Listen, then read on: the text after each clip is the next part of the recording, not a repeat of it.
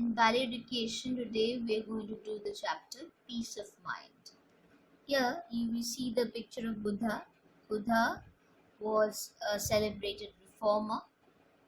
He founded a new religion called Buddhism, and how he, along with his pupils, struggled hard to reach to every person they could, how they spread their thoughts, their views, and their leader, Buddha. Buddha means one who is awake. It means the enlightened one who is awake in which sense? You wake up, your eyes are open, you understand what you understand, or you can figure out what things are around you. No, awakened here means in the true sense of the awakening of the inner soul, the what you say Chaitanya, isn't it? What Ramakrishna used to say, Tomar Chaitanya ho. So the opening of the inner eye. So one who is awake, one who is enlightened. The Buddha who lived 2600 years ago was not a god. He was an ordinary person named Siddhartha Gautama, whose profound insights inspired the world. Who was Buddha? Buddha is not just a name, it's a title. It's a Sanskrit word which means a person who is awake. What a Buddha is awake to is the true nature of reality. Simply put, Buddhism teaches that we all live in a fog of illusion. That means whatever we have around us is what we see around us. They are nothing but illusions. So we live in a fog of illusions created by mistaken perceptions and impurities, hatred, greed, or ignorance. A Buddha is one who is freed from the fog, who can see through these illusions. It is said that when a Buddha dies, he or she is not reborn. A Buddha means a person who has received enlightenment. Here, when I say a Buddha, I do not actually refer to the person whom we know as Gautam Buddha, that person. I'm not about the person, that particular person.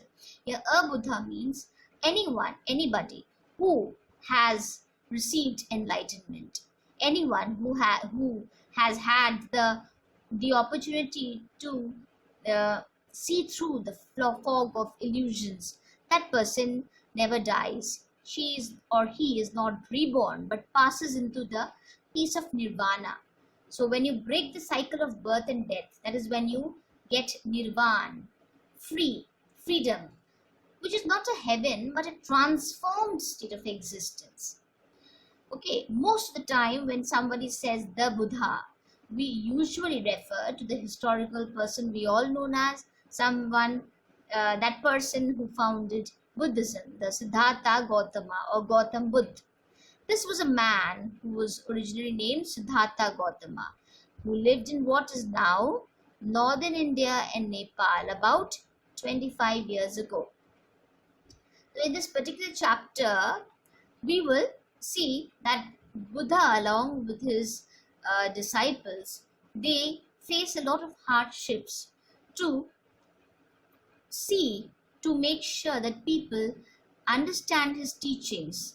Understood? So, after attaining enlightenment, the first thing that Buddha did was to travel to far and wide to teach others what he had learned through his interesting journey.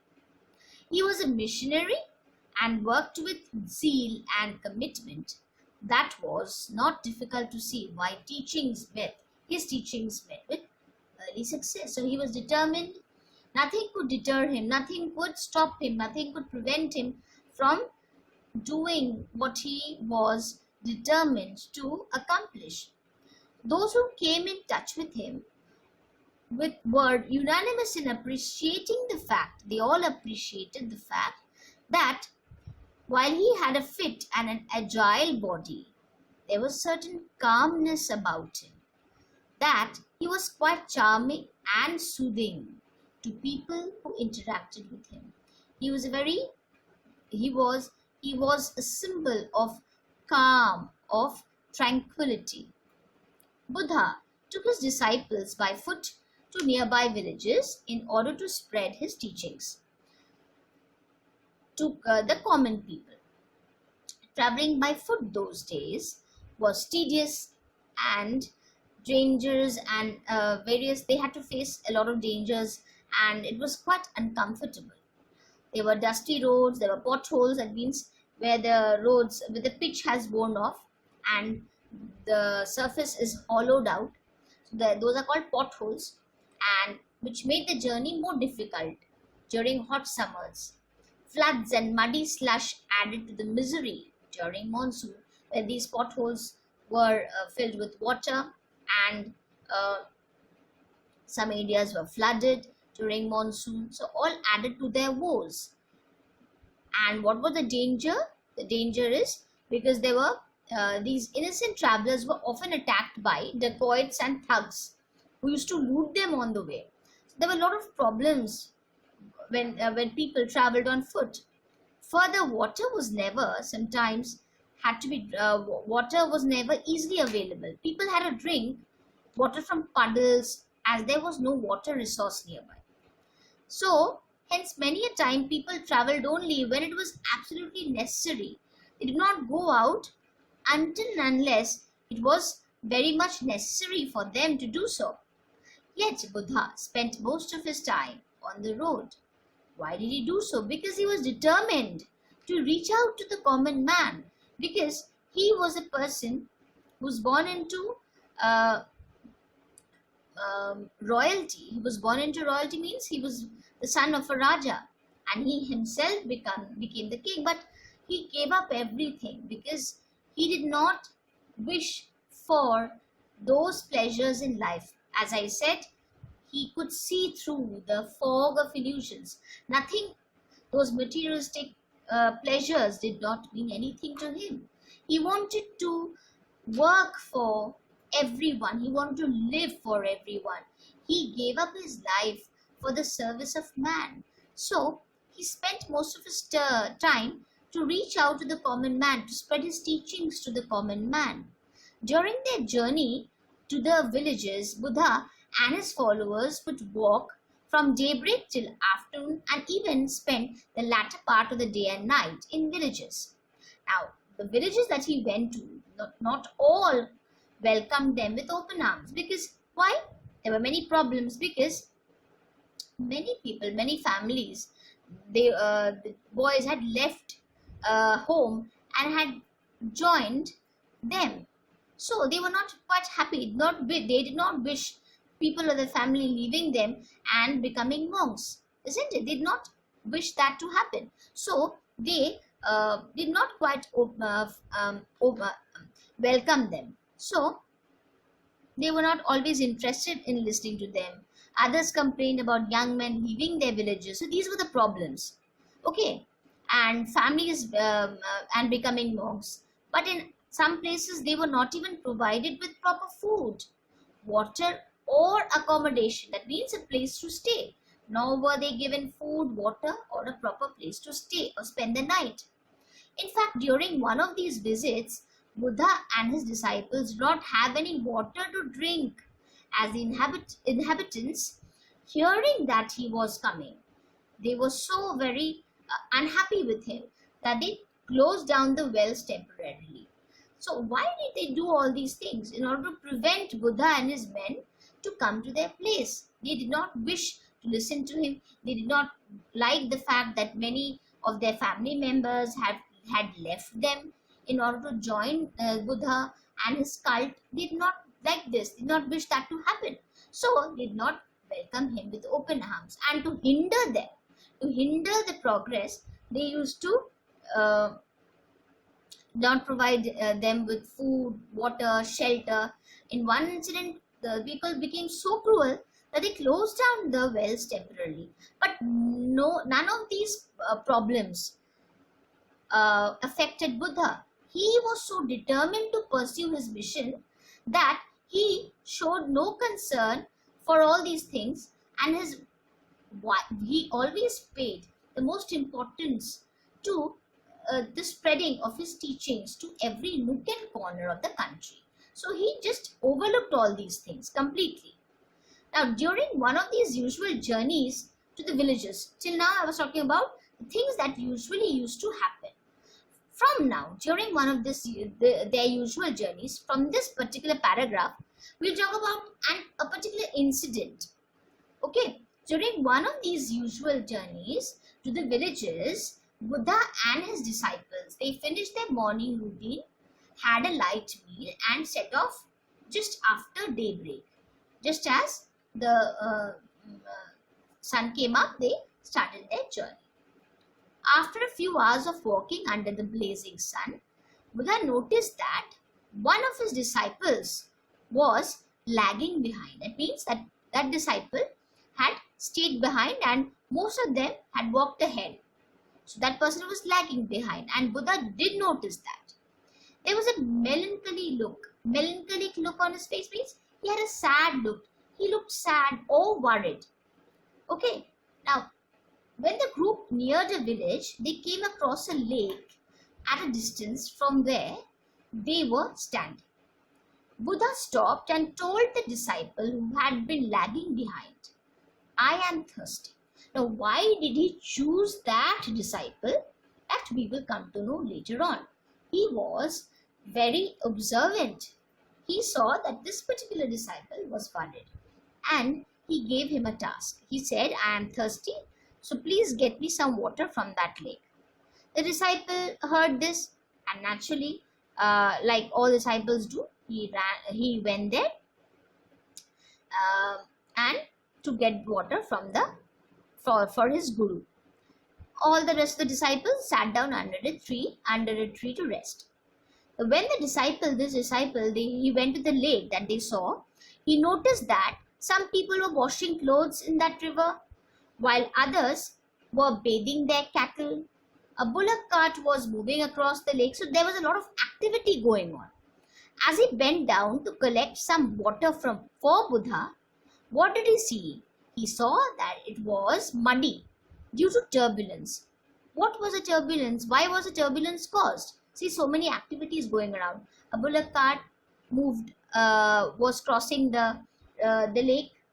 People were washing clothes. Some were bathing. So there's a lot of turbulence. So what happened? The water became muddy. Okay, he could not get any water. The disciple thought, "How can I give this water to Buddha?" So he came back and told Buddha, "The water in there is very muddy. I don't think it is fit to drink." Buddha replied, "Let's rest for some time then." About half an hour later. Now, you have to take care, understand, and it's better you underline the word turbulence there, and here, this portion here, the let's rest for some time. So, when he heard that it was that the water was unfit to drink, what did Buddha suggest? He said that we must rest for some time. And after about half an hour later, Buddha told the same disciple, "Please go back to the lake and get some water. I'm extremely thirsty." The disciple obediently went back to the lake. This time he found that the people had all left the lake after finishing their washing. The bullock cart had also gone across to the other side. The disciple was also happy to find that the mud had settled down and the water was quite clear. There was no turbulence. Underline that. The mud that had settled down and the water was clear since there was no turbulence. So we see turbulence and the water murky. After some rest, the water is clear because there is no turbulence. So we have to understand the passage of time. What effect did the water have? Due to turbulence, the water was dirty. When the water settled down, when the mud settled down, when the turbulence was over, the mud settled down. As you see, we all know sedimentation, the mud settled down and the clear water was visible above, and that water was of course fit for drinking. So he collected some water in a pot and brought it to Buddha. Now Buddha looked at the water turned towards his disciple and said, "What did you do to make the water clean?" The disciple was confused. He did not do anything. He didn't know what to say. Buddha continued, "You just let it be. And the mud settled down on his own. And you got clear water." Underline this. You got it. Just let it be, and the mud settled down on its own, and you got clear water. So what did he actually do? He let it be. He gave some rest. So your mind. Now, what does Buddha want to convey through this? Why did he give that particular disciple the job to do? Because he wanted to teach that particular disciple a lesson. He understood, looking at him, he understood that there was something that was disturbing this man who was lagging behind, this man who looked sad and forlorn or worried. There was something that was bothering him. That means his mind was turbulent. Therefore, it was not clear. When you have a lot of tension, when you are muddled with worries, when you are facing a lot of problems, you always cannot see reason. You cannot see the things properly. You cannot understand. You cannot make correct decisions. Why? Because your mind is muddled with worries. It is then your mind is not clear because it is troubled. Here, the water was not clear because it was turbulent. So the water here is compared to the mind, which was turbulent. So just as the water was led to rest and the muddle settled down, similarly, we too should let our mind rest for some time. When we are bothered, we are facing a lot of problems, we are troubled, we are distressed, we should seek for some relaxation. What can we do? You can listen to music, or you can simply sit down and meditate. What happens there? Meditation is a good way of emptying your mind. It's a way of emptying your mind of all the tensions, all the worries, all the thoughts that keep on clouding it and does not help you to see reason, does not help you to think properly in the right direction. So, says that your mind is also like that. When it is disturbed, just let it be. Just leave it be. Give it a little time. All we need is some time, and it settles down on its own. You don't have to put in any effort to calm it down. Rather, you should not put any effort at all. You should simply rest. Try to empty your mind of all the troubles. You don't have to put in any effort to calm it down. It will happen. It is effortless. So Buddha simply put across a very, very simple thing, a very simple explanation, but it had a wealth of meaning. He, through a very simple incident, he tried to explain his disciple how to train his mind, how to console himself, how to make himself, how to have peace with oneself, how to attain that desired peace. So, therefore, the title is quite appropriate, Peace of Mind. What should we do to attain that peace of mind? We should simply sometimes let it rest. That's all. What did Buddha emphasize here? He said it is effortless. All you have to do is try to rid your mind of your worries. It is really difficult to remain at peace with oneself. Keeping your mind at peace is a very difficult task at times. It is an effortless process though, if we really have to try.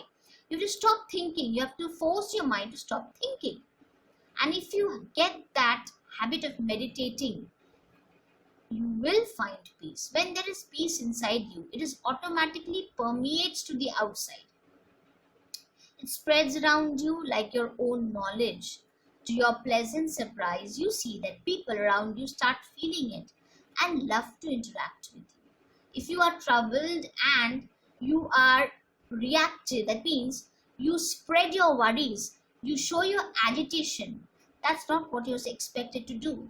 If you have worries, if you have troubles, uh, you are very distressed, simply sit down, meditate, try to calm your mind, try to find that peace. And when you settle down, when you just give yourself that amount of time to settle down, you will find peace. And when you find peace, you will find tranquility and happiness. And if you are happy, you can easily make people around you happy. If you are sad and distressed, it will affect the people around you. That's what's a beautiful lesson that Buddha teaches in a very simple way. His teachings were not complicated. He put across his teachings, his knowledge in a very beautiful, simple manner so that people could understand and therefore